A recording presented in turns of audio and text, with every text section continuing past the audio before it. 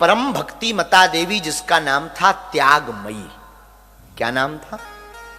त्यागमयी। भील नहीं थी, जाति से भील नहीं। उसका पति था बड़ा सरल सहज सीधा साधा, जंगल में रहते थे,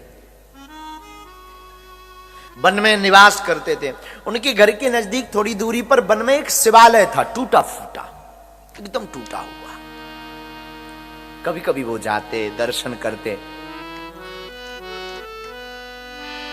एक दिन इसके पति ने कहा कि तुम्हें लगता नहीं मंदिर बहुत दिनों तक कोई जल चढ़ाने नहीं आता, शिव जी की पूजा करने नहीं आता, कुछ अपन लोगों को करना चाहिए। तो पत्नी ने कहा महाराज मैं कहना चाहती थी पर संकोच बस नहीं बोल पाई। आप लाओ ना, उतना दूर जाना बड़ा मुश्किल है, थोड़ा दूर है, आप शिव जी को लाओ। तो उसका पति थोड़ा बलशाली था, हट्टा कट्टा, तो शंकर जी की बड़ी सी पिंडी कंधे पर उठा कर ले आया, घर लाके रख लिया।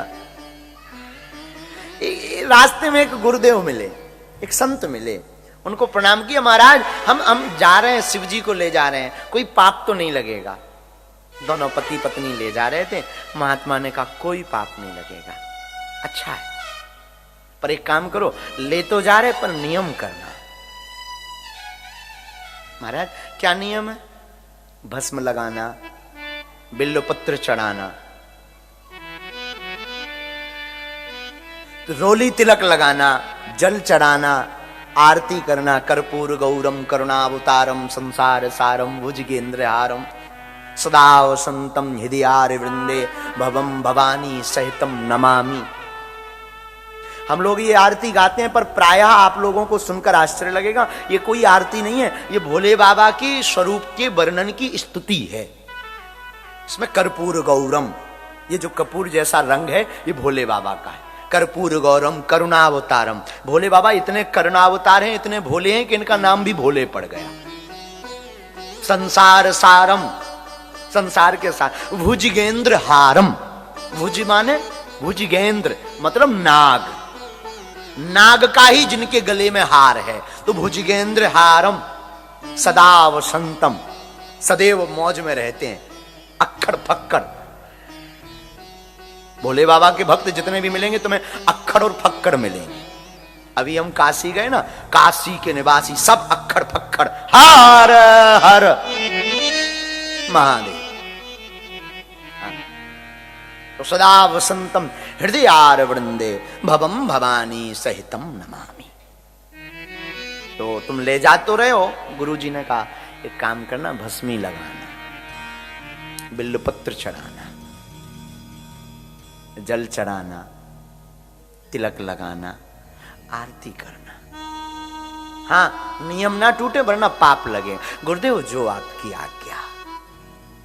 त्यागमयी भीलनी और उसका पति दोनों शिव जी को लाए, घर में पधारना कर दी, रख लिया।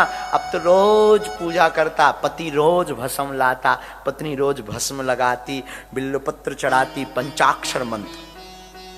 पंचाक्षर मंत्र मतलब ओम नमः शिवाय, ये पंचाक्षरी मंत्र है।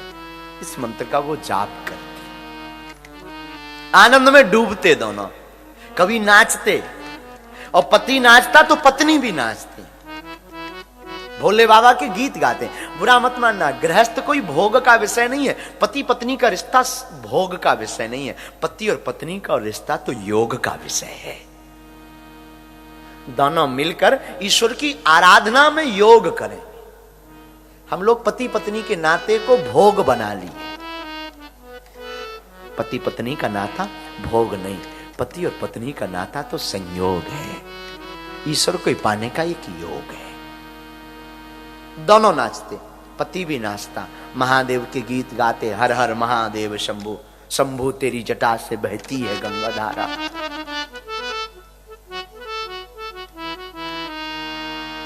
एक बार एक घटना घटी, पूछो क्या। रात हुई, बरसात का मौसम, बरसात में जोर की बारिश हुई। सुबह हुई, दोनों ने जल चढ़ाया भोले बाबा को।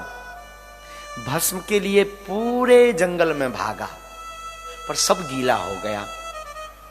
शमशान मरघट की जितनी राख थी बह गई, भस्म बची नहीं। मनहीन करके वापस लौटा। गुरुदेव भी मिले रास्ते में, गुरुजी आज भस्म नहीं है, क्या करें? गुरुजी ने कहा कोई बात नहीं। घर पर आया, पत्नी को बताया भस्म नहीं है आज। भस्म तो जानते ना, भस्म नहीं मिली, विभूति नहीं मिली, आज क्या चढ़ाऊं? पत्नी ने पति के भाव को पढ़ लिया कि भस्म के बिना इन्हें लग रहा पूजा अधूरी है, इनका मन हीन है। तो पत्नी ने हाथ जोड़कर कहा बुरा मत मानो और आप परेशान मत हो, एक काम करो, मैं अभी व्यवस्था करती हूं। झोपड़ी बना रखी थी, गरीब थे, जंगल में रहते थे। झोपड़ी का पूरा सामान, बारिश तो बंद हो गई थी, घर के बाहर रखा। झोपड़ी की घास फूस निकाली, घास फूस लकड़ी जितनी झोपड़ी की लगी थी सब निकाली। दिया सलाई, आगी जलाने के लिए सामान निकाला और कपड़े पहन करके उस घास फूस की लकड़ियों पर बैठ गई। पति ने कहा ये क्या कर रही हो? बोली महाराज तुम सोचना मत, तुम्हें हमारी सौगंध है, तुम इस लकड़ियों में आग लगा दो, मैं इस लकड़ियों पर बैठी हूं, मैं जल जाऊंगी, मेरे जलने के बाद जो भस्म निकले ना उससे महादेवों को विभूति लगा देना, पूजा कर लेना, पूजा अधूरी ना रहे तुम्हारी, तुम्हारा मन खिन्न ना रहे। पति की आंखों में आंसू आ गए कि तू बड़ी बड़ी भाग्यशाली है, लेकिन ऐसा मत कर, तुझे छोड़कर, तू मुझे छोड़कर जाएगी पर मैं कैसे पूजा करूंगा? पत्नी कहती रोना नहीं, चुप हो जाओ, ये भी मत सोचो। पर मैं एक बात बोलूं, मैं भाग्यशाली हूं, मैं जीते जी या मरने के बाद किसी काम में तो आने वाली नहीं हूं। कम से कम भोले बाबा को भस्म लगाने के काम आ जाऊं तो ये मेरा सौभाग्य है। पति चिघाड़ कर रोया। पत्नी ने सौगंध रख दी, मेरी बात मानो, तुम आग लगाओ। पति से पत्नी बिछुड़ रही थी, पति को बुरा लग रहा था, पर भाग्यमती मुस्कुरा रही थी क्योंकि गुरु ने आज्ञा दी थी कि भस्म लगाना, और गुरु की आज्ञा टलनी नहीं चाहिए। बुरा मत मानना मेरे माई बाप जितने यहां पागल बैठे हैं, आज की कथा में एक सूत्र लेकर जाना, किसी की बात मानो या ना मानो, पर माता पिता गुरु की बात कभी टालना मत। इनकी वाणी जो बोले गुरु बनाओ, एक गुरु रखो, योग्य गुरु। जरूरी नहीं है वो गुरु तुमको मिले, जरूरी नहीं है वो गुरु तुम्हारे कान फूंके, तुम्हें मंत्र दे, नहीं नहीं नहीं नहीं। जो गुरु तुम्हारी बाएं पकड़कर हनुमान से जोड़ने का काम करे वो गुरु है।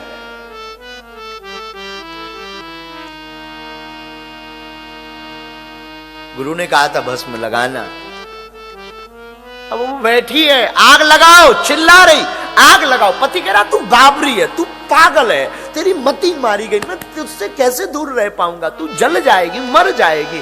वो कहती है मैं काम तो आऊंगी भुजसुनाथ के। लड़ करके उसने आग लगवा दी, आग में जल भी गई।